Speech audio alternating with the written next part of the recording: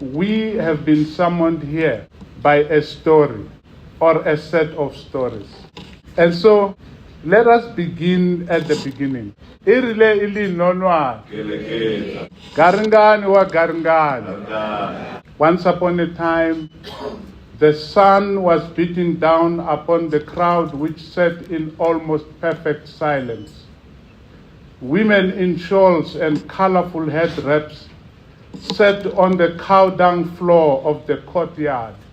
In the midst of the crowd, there was a carefree toddler who was bouncing from one loving knee to the next, jumping from one lap to another, and shuffling from one tight hug to the next as his audience took turns to embrace and to tickle him. That carefree toddler was none other than me, myself, and I. As it eventually turned out, the gathering was not so joyous an occasion. It was a funeral. This was no ordinary funeral. It was my mother's funeral. End of quote. And so begins my book. Holocaust survivor Elie Wiesel, who witnessed the death of his own father at Buchenwald concentration camp, described his experience in the following manner. My father called my name, and I was too afraid to move. All of us were. And then he died. I was there, but I was not there. End of quote. Similarly, on occasion of my mother's funeral, I was there, but I was not there. Physically, I was there, but consciously and cognitively, I was not there. My recollection of my mother's funeral is part memory, part research, part imagination, part intuition, and part raw trauma. I am unable to explain how I remember such a brutal moment of dismemberment, vulnerability, and a loss of childish innocence. As I note in the book, when it came to ways of dying, the black women of my mother's time were spoiled for choice. They, and I quote once again, died waiting for the rain, waiting for the water to fill up at the fountain, waiting for a letter from a loved one in Johannesburg, waiting for sons and daughters to grow up and get married, waiting for old age, waiting for the life for which they went into matrimony, waiting for respite, waiting for happiness. I was there, but I was not there. When my mother and my father left home before dawn to make their way to a bus stop where my father would catch a bus to Johannesburg, I was there, but I was not there. As the couple gingerly crossed the Mambedi River hand in hand, I was there, but I was not there. On the return trip, when my mother's legs wobbled as she stumbled and fell beneath the Malumbe fig tree, I was there, but I was not there. And yet, in this book, I write about all of the above as if I was there, but I was not there. Whatever else it is, this is a book of gratitude. Gratitude for the memories of my mother, which keep me alive and awake to this day. Gratitude to Polokwane, who walked me to school on my first day. Early one January morning in Limpopo, I was dreaming of smiling goats and singing cows. One of those irrational but charming early morning reveries when my maternal grandmother stormed into the rondavel. She yanked away the blanket under which I lay sleeping in the fetal position. Talk about a rude awakening. By the time I was fully awake, Grandma and I were standing in the registration queue at the local primary school, but not before I had emptied my bladder into my brand new gray shorts. In this book, I give thanks to Mani Sophie Mwabene, she who brought me up as if I was a child of her own womb. I give gratitude to my mother's younger sister, Maninda Heni, Mzioni Nduwena, she who introduced me to the church of Zionist prophet named Nkanyane.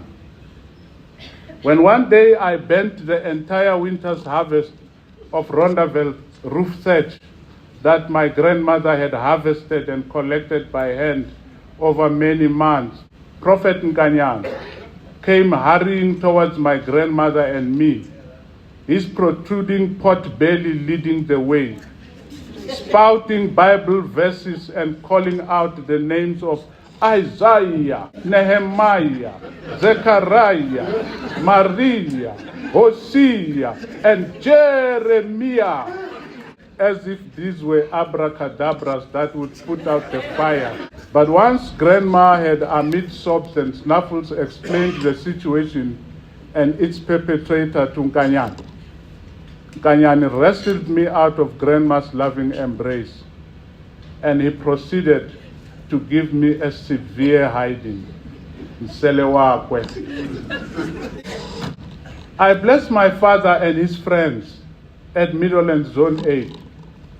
Bless them for the animated arguments they had and the lively stories they told. Bless them for the lamentations they lamented and for the drunken melodies they sang in my bedroom, which was also the kitchen. They turned my kitchen bedroom into a theater stage on which they performed joy, lament, sorrow, and resilience in song and in dance. Bless these men, for in their own imperfect and untidy way, they formed a safety net of a community of resilience for themselves and their children. I bless a man called Shilala, the flamboyant village guitar man, at whose feet I would fall asleep while listening to him sing. Bless DZJ Mtebule, my high school principal, who taught me to speak with care and to speak with clear diction. Bless the 5 Swiss scholars who, by over-protesting the first scholarly article I ever wrote, inadvertently launched me into a lifetime of scholarship. I bless the colorful ghosts of Valdesia, including the ghost of Lilima Kanti, for frightening me enough as a youngster so that I was kept out of mischief and trouble. It is much more than just a book about me. It is also a book about the country we are losing. A book which provides a map of our bloody country, as well as the martyrs of Marikana, a place which I visited shortly after the massacre. To me, the Lone Min mine facility looked like a pimple on the face of the land of Bapobamuhad. Its thin and long chimneys poked the exquisite skies like the long-nailed fingers of Satan.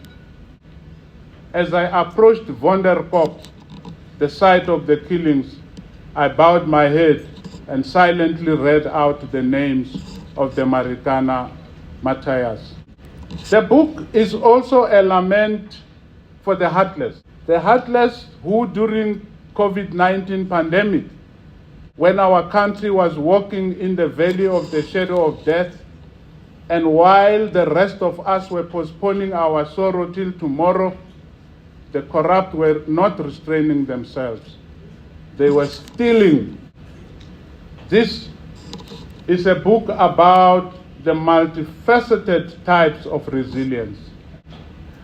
Resilience does not always show up like Arnold Schwarzenegger. It does not always show up like James Bond or Floyd Money Mayweather. At its core and at its source, resilience is communal. Resilience is at play when a community which is cohesively flooded with Bibles chooses to also use the soft pages of the same Bible as pit latrine toilet paper. Because being poor, what else could they use? Nor is resilience exclusively anthropomorphic. This is a book about resilient forests, indomitable mountains, perennial fountains, unstoppable rivers, insatiable lakes, lush wetlands on the side of the hill that separated the hidden kraals from the mission stations. The boys would sing and march to a soothing church hymn about the triumphal return of Jesus as they made their way past the mission station down to the Livubu River towards the beckoning wilderness where a circumcision school awaited them. 2 weeks later, a few days before the missionary school reopened, while the missionaries were fast asleep, the boys would return in the small hours of the morning. They came back triumphant and circumcised, equipped with new bodies covered in shining red clay, having surrendered their foreskins and Christian names at the circumcision bonfire. And jubilant villagers would gather under the malumbe to welcome them home. There is no secret about Valdezia and its surrounding villages which the malumbe fig tree does not know or did not know. Unfortunately, when the malumbe was chopped down by enthusiastic ESCOM workers in their rural electrification drive, the malumbe took its secrets to the grave with it. I think we must send a delegation to the spot where malumbe used to stand astride and tall, to pour libation, to plead and to beg the tree to take us into its bosom and to take us into its confidence. Similarly, the Meadowland Zone 8 of my childhood cowered under an artificial hill on its northern side, a hill made of heaps of mine dumps. As children, we used to roll and tumble down those mushy mountains of yellow soil, sniffling and snorting. My numerous references to Soutpansberg Mountains, the Pisanskop Mountain, the Maroboni Mountain near Bordeaux, where Tito Mboweni was born, the Machalis in Northwest, these are not mere metaphors, but these mountains were actual participants, shaping and staging and instilling resilience. This is a book about rivers of resilience. The Livubu River, the brutal Lishwana River of Maupaneng, the Nkumpi River in Mapachakeng, across which 12-year-old Musa Mushabela had to run as if propelled by a powerful hurricane out of the heart of his maternal grandmother. He plunges headlong into the thick blanket of darkness that characterized the electricity-lit night of Mapachakeng in those days. As he excellently executes the 20-minute sprint along the winding footpath that slices through Mapachakeng towards the home of his uncle in the neighboring village of Mahate on the other side of the Nkumpi River. Arriving at his uncle's home, he banged the door shouting at the top of his voice, Malume John, Kukumma is very ill. Please come, let us take her to the hospital now. Young Musa Mushabela was brought up by that grandmother. Consider the Lutaba River in Dutuni in Venderland, where young Chilizima Rwala often accompanied his grandmother to go searching for clay that was suitable for making the strongest pots, which is how Marwala was inspired to become a mechanical engineer. The Amazimtoti River, along whose banks Pamela Dube, the current Vice Chancellor of Central University of Technology, grew up. And consider the White River in Mbombela, now also the name of a town, a river that is not very far from where Tokomaigiso turned a derelict golf course into a university, the University of Mpumalanga. Let's proceed to the rivers of Umlazi, Ezimbogotweni, and Isipingo, rivers which embrace and crisscross the Umlazi township, where Nokuthula Sibiya, a renowned academic and university leader, was born, bred, and buttered, to use her own expression. And we may also want to visit the Ngwabeti River, across which Tito Mboweni had to swim in order to go to school. Let's go to the Rovuma and Maputo rivers, which nourished Samora Machel and his Frelimo soldiers to victory. Of course, this is on the main a book about faces of resilience. And so you will meet in this book Mukweng, our former Chief Justice. We celebrate his resilience, albeit satirically. I write about my dog Bruno. That dog which will be dancing with Jesus when Jesus returns. This is a book about the melody of resilience. The resilience of the Maraba Stad of STM Patele and Kentemba cannot be understood outside the influence of Marabi music. To describe the defiant joy of Desmond Tutu, I invoke Pharrell Williams' song, Happy, where he suggests that happiness might resemble a room without a roof. This is a book about the comedy of resilience. Picture me as a youngster attending the Zionist church with my aunt, holding on to Maninda Kekutani for dear life as she participated in the vigorous Zionist secular dance. Amidst the cacophony of pounding drums and spirited singing, the secular dance went faster and faster until I was so dizzy I would end up lying flat at the center of the dancing circle until I fell asleep to the receding sound of singing voices. Part of my school holiday job was to interpret African illnesses to white doctors at number 216 Bree Street. Sometimes I would be confronted with an old man or woman complaining of being stabbed by blood or being tormented by the restlessness of the snake in their stomach, or being troubled by the worm in their brain, or a misbehaving gallbladder. How on earth was I expected to explain these things intelligibly to Dr. Hayward? My other job was to hold the patients down while the doctor worked on them. It felt as if I was holding down black people so that white people could inflict pain on them. And then there's Desmond Tutu and his Van der Merwe jokes. He said, at home, they tell stories which feature a character called Van der Merwe. He was browned off, so they say, because the Americans and the Russians were getting all the kudos for their space programs. So Van der Merwe announced that South Africa was to launch a spacecraft to the sun, no less. Knowledgeable people told him, Van der Merwe, your spacecraft will be banned to scientists long before it gets anywhere near the sun.